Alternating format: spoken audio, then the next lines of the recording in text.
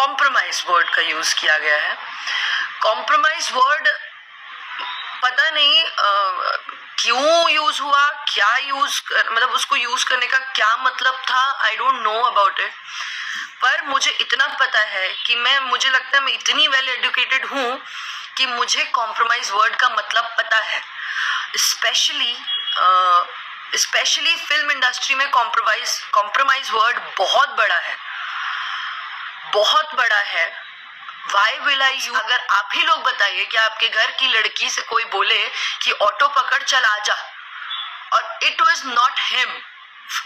Firstly एक ही चीज बोलूंगी कि वो फिल्म के कुछ हिस्सा थे, कुछ लोग हिस्सा थे। मैं यहाँ सिर्फ काम करने आई हूँ, काम कर मेरे लिए मेरी पूजा है और ये जगह मेरे लिए मंदिर, ठीक है।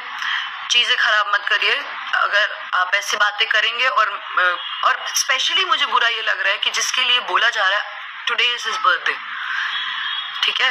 हर बात अपनी अलग जगह होती है यार, हर बात अपनी अलग जगह होती है, बट किसी के बर्थडे पे ऐसी इतनी स्टूपिड न्यूज निकालने की क्या मतलब है?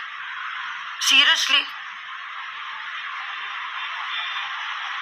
मैंने ऐसा कुछ भी नहीं बोला है, बस मैं इतना ही कहूंगी lastly. And happy birthday sir, may God bless you, may you achieve more.